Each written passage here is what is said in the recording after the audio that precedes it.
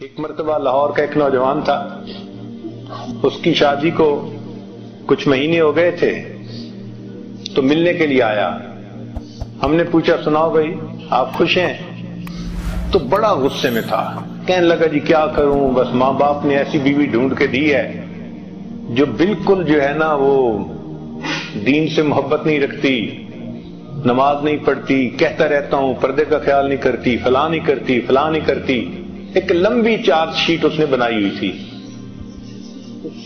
تو مقصد اس کا یہ تھا، یہ کہتے ہیں to read in between the line, کہ اگلا بات تو کر رہا ہے لیکن مدعا کیا ہے یہ سمجھنا پیر کا مقصد، پیر کا کام ہوتا ہے۔ ہمارے حضرت فرمایا کرتے تھے اگر مرید ہونا 420 تو پیر ہوتا ہے 840۔ اللہ تعالیٰ ان کو وہ فہم دے دیتے ہیں کہ وہ سمجھ جاتے ہیں کہ یہ چاہتا کیا ہے۔ اور ہمارے حضرت رحمت اللہ کو تو اللہ نے کشف عطا فرمایا تھا۔ ایک مرتبہ کراچی میں یہ عاجز خدمت میں حاضر تھا تو ایک عالم آئے، تو مجھے پتا تھا کہ یہ عالم حضرت سے کیا پوچھنے کے لیے آئے ہیں، تو میں حضرت کی خدمت میں حاضر ہوا اور میں نے کہا کہ حضرت وہ فلاں عالم آپ سے ملنے کے لیے آئے ہیں۔ حضرت نے میری طرف دیکھا اور فرمانے لگے میں لعنت بھیجتا ہوں اس پیر پر کہ جس کو کوئی ملنے کے لیے آئے اور پیر کو پتہ نہ چلے یہ کیوں آیا ہے۔ میں لعنت بھیجتا ہوں اس پیر پر کہ ملنے کے لیے کوئی آئے اور اس کو یہ پتہ نہ چلے یہ کیوں ملنے کے لیے آیا ہے۔ تو ہمارے حضرت کو تو اللہ نے کشف دیا تھا، اللہ نے ان کو ایسی فہم دی تھی، فراست دی تھی کہ وہ پہچانتے تھے۔ ایک مرتبہ ایک عالم تھے چکوال میں ساتھ گئے، تو میں نے عرض کیا حضرت میرے ساتھ ایک عالم آئے ہیں، علاقے کے بڑے معروف عالم ہیں۔ اچھا مجھے نہیں پتا تھا، وہ پہلے حضرت سے مصافحہ کر کے چلے گئے تھے۔ تو جب میں نے یہ کہا تو حضرت مجھے فرمان لگے ہاں میں نے اسے پڑھ لیا ہے، ہاں میں نے اسے پڑھ لیا ہے۔ یعنی آئے اور مصافحہ کیا، اور مصافحہ کرنے کی دیر میں حضرت فرمان لگے میں نے اسے پڑھ لیا ہے، مجھے پتہ ہے کہ وہ کس درجے کا عالم ہے۔ تو یہ فراست ہوتی ہے جو اللہ تعالیٰ عطا فرما دیتے ہیں۔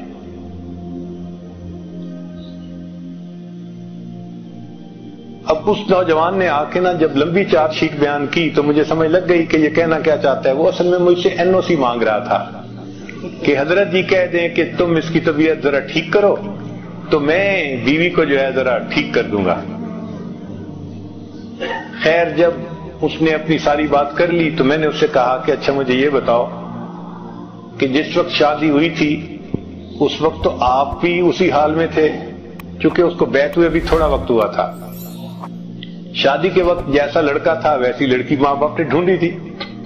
کہنے لگے جی ہاں اس وقت تو میری بھی حالت وہی تھی۔ میں نے کہا پھر آپ کیسے بدلے؟ کہ جی میں نے آپ کے بیانات سنے، پھر میں نے بیعت کر لی اور میری زندگی بالکل بدل گئی۔ میں نے کہا کیا یہ موقع آپ کی بیوی کو بھی ملا؟ کہنے لگا نہیں۔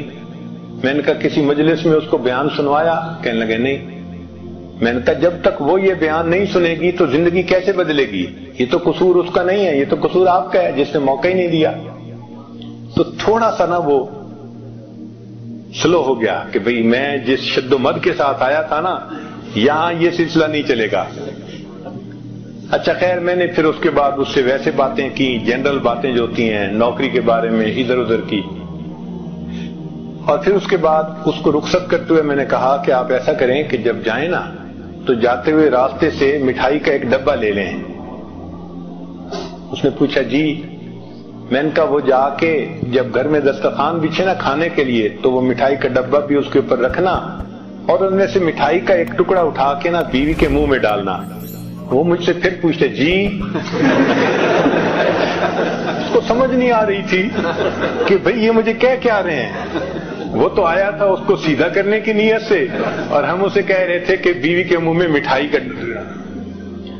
تو پھر میں نے اسے کہا کہ بھئی میں فارسی نہیں بول رہا، اردو میں بات کر رہا ہوں، آپ مقصد کو سمجھیں کہ جائیں اور یہ سنت عمل ہے اور آپ تو ماشاءاللہ اب بہت سنتوں پہ عمل کرتے ہیں تو اس سنت پہ بھی عمل کریں۔ کہنے لگا جی ٹھیک ہے، وہ چلا گیا۔ اللہ کی شان دیکھیں کہ دوسرے دن بیوی کو لے کے آیا، میری بیوی بیعت ہونے کے لیے آئی ہے۔ میں نے پوچھا کیسے؟ کہنے لگا میں گھر گیا، مٹھائی کا ڈبہ دسترخوان پہ رکھوایا تو بیوی خاموشی سے دیکھتی رہی کہ یہ ہو کیا رہا ہے. پھر لقمہ کھاتے کھاتے میں نے ایک گلاب جامن اٹھایا اور بیوی کے منہ کی طرف بڑھایا تو وہ میری طرف دیکھنے لگی کہ کیا کر رہے ہو. تو میں نے کہا کہ یہ مجھے حضرت صاحب نے بتایا ہے کہ نبی علیہ السلام کی سنت ہے تو میں اس سنت پہ عمل کر رہا ہوں، تمہارے منہ میں یہ لقمہ. کہنے لگے بیوی نے وہ مٹھائی کا ٹکڑا کھا تو لیا لیکن اس کے بعد وہ سر جھکا کر بیٹھ گئی اور مجھے کہنے لگی کہ اچھا مجھے نبی علیہ السلام کی اور سنتیں بھی سکھاؤ، مجھے نبی علیہ السلام کی اور سنتیں بھی سکھاؤ. ایک سنت پر عمل کرنے سے اس بچی نے پردہ بھی شروع کر دیا، نماز بھی شروع کر دی، زندگی کی ترتیب ہی بدل لی اس نے. تو محبوب صلی اللہ علیہ وسلم کی ایک سنت میں اتنی طاقت ہے کہ ایک آزاد خیال بچی وہ اپنی زندگی کا رخ ہی بدل لیتی ہے. اگر کسی کی بیوی دین کی طرف نہیں آتی تو یہ اس کے خاوند کا قصور ہوتا ہے کہ اس نے دین کو مجسم شکل میں پیش نہیں کیا ہوتا. اگر دین کو ہم مجسم شکل میں پیش کرتے تو سب سے زیادہ ہماری قدردان ہماری بیوی ہوتی. اور اس کی دلیل کیا ہے کہ نبی علیہ السلام نے جب نبوت کا دعویٰ فرمایا تو سب سے پہلے کون ایمان لے کے آیا؟ عورتوں میں سیدہ خدیجہ کبریٰ رضی اللہ تعالیٰ، جو بیوی تھی جو جتنا قریب رہتی تھی اتنا جلدی وہ ایمان لے کے آئی. تو دین میں تو مقناطیسیت ہی ایسی ہے کہ جو اس پر عمل کرے گا اس کی بیوی اس پہ قربان جائے گی.